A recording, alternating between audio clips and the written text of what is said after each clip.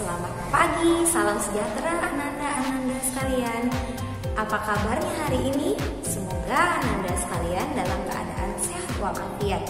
Baiklah Ananda yang ibu cintai, hari ini kembali lagi belajar bersama Bu Ina dalam pembelajaran matematika. Sebelum Ananda memulai pembelajaran kita hari ini, mari bersama-sama kita berdoa menurut agama dan kepercayaan kita. Baiklah anak-anak ibu, hari ini kita akan melanjutkan pembelajaran kita mengenai taksiran, yaitu menyelesaikan soal cerita pada penaksiran bilangan cacah.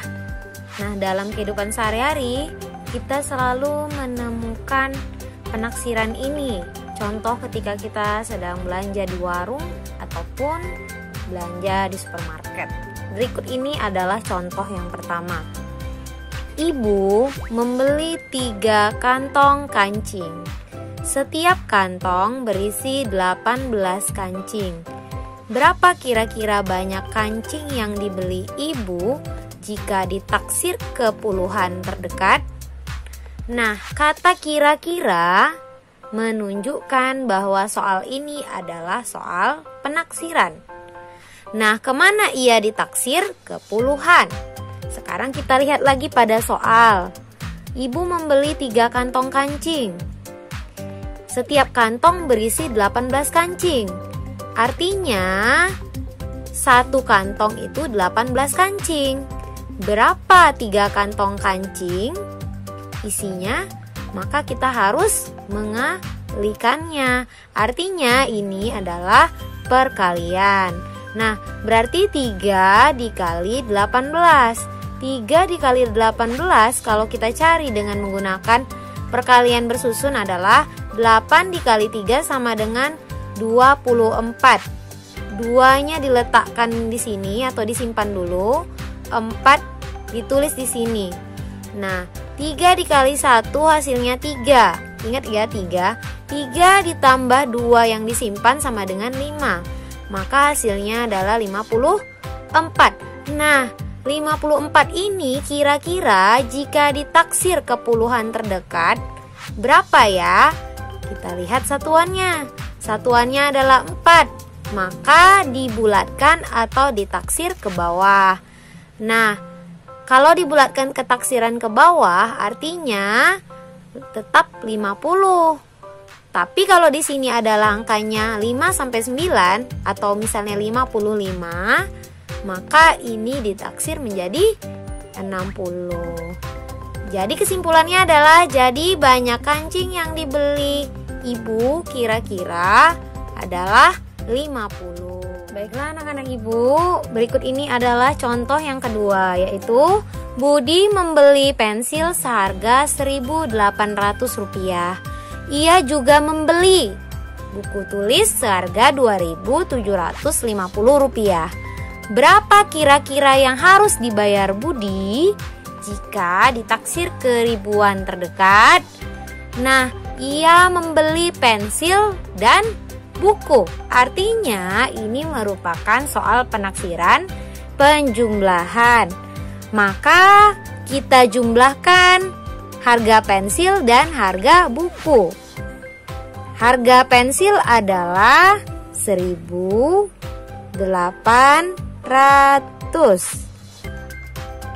Sedangkan harga buku adalah 2.750. Kita cari dulu hasilnya, lalu nanti kita taksir ke ribuan terdekat.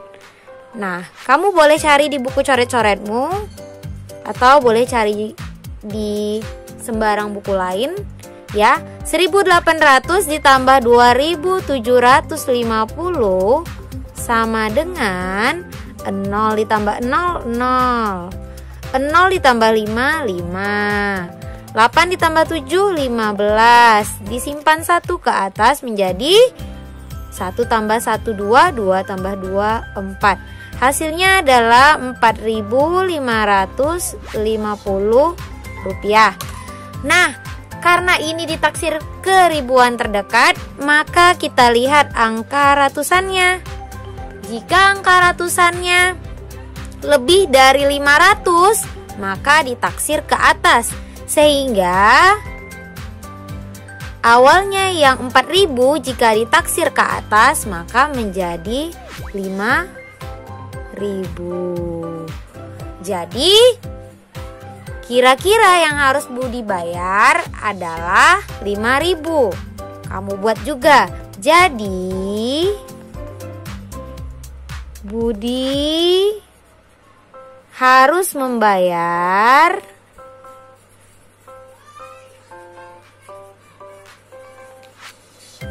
kira-kira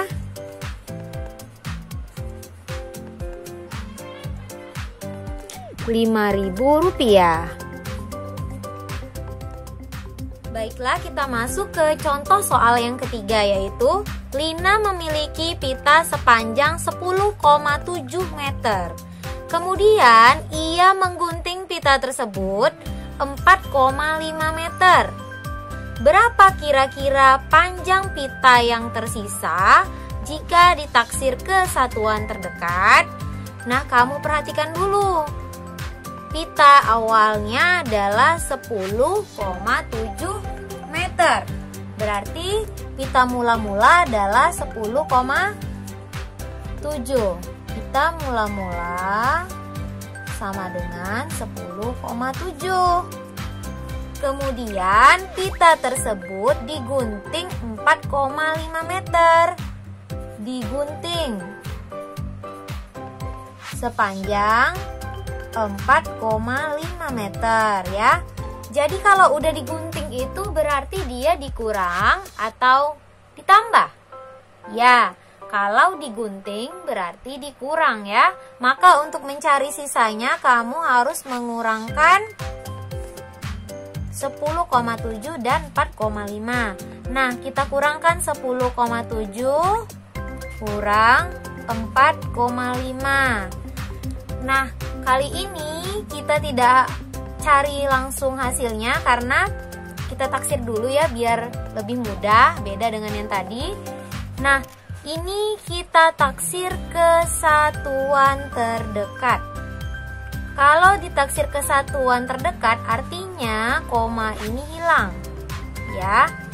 Jadi 10,7, kamu perhatikan 7 itu ditaksir ke atas sehingga satuannya bertambah 1 menjadi 10 atau 11?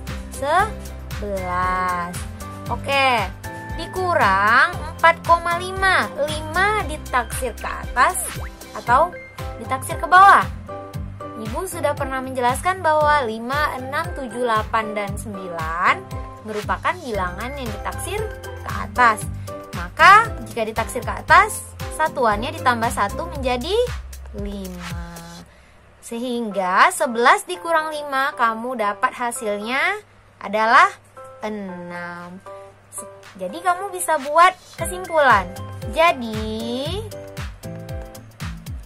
panjang pita yang tersisa, panjang pita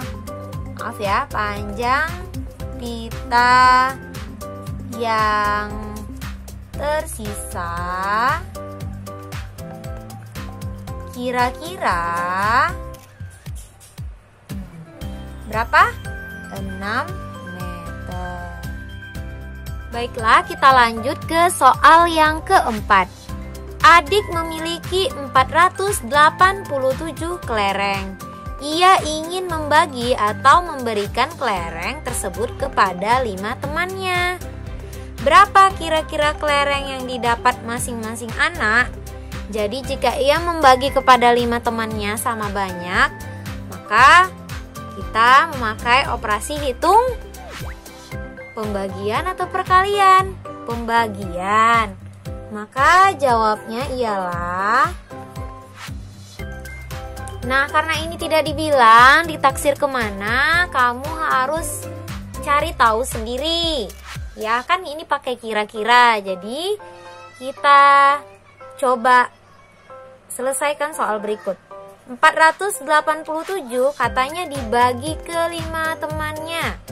Berarti ini dibagi 5. Oke, hasilnya ialah kita kira-kira. Nah, yang mau kita taksir cuma satu aja ya. Nah, kita taksir ini ke ratusan supaya lebih gampang. Kalau kamu mau taksir ke puluhan juga boleh ya. Kalau di sini di soal tidak ada dibilang ke puluhan atau ke ratusan, maka bebas ya, boleh kamu taksir ke puluhan ataupun taksir ke ratusan. Nah, sekarang Ibu ingin menaksirnya ke ratusan. 487 kita ingin menaksir ke ratusan. Nah, di sini ada angka 87. Jadi kalau angka 87, kalau kita ingin menaksirnya, kita lihat ya. Jika bilangannya di atas 50, maka ditaksir ke atas. 87 kan di atas 50 ya. Maka ratusannya ditaksir ke atas sehingga bertambah 1 ratusannya atau ditambah 100. Maka 4 ditambah 1 hasilnya adalah 5. 87 menjadi angka ratusan, yaitu 500 dibagi. Nah, yang ini tidak perlu kita taksir, tetap 5. Nah, berapa 500 dibagi 5? Kamu boleh pakai cara pembagian bersusun ke bawah. 500 dibagi 5. 5 dikali berapa hasilnya? 5 dikali 1. 1 dikali 5 hasilnya 5. Dikurangi 5 dikurang 5 habis. Nah, 0 turun. 0 dibagi 5 0. 0 dikali 5 juga 0. Dikurangin 0 dikurang 0 habis. Turun lagi 0 yang berikutnya. 0 dibagi 5 0. 0 dikali 5 juga 0. Hasilnya habis, tidak ada lagi yang diturunkan. Maka hasilnya 500 dibagi 5 sama dengan 100. Kesimpulannya adalah jadi kelereng yang didapat masing-masing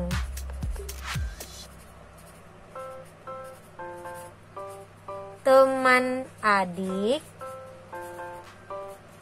kira-kira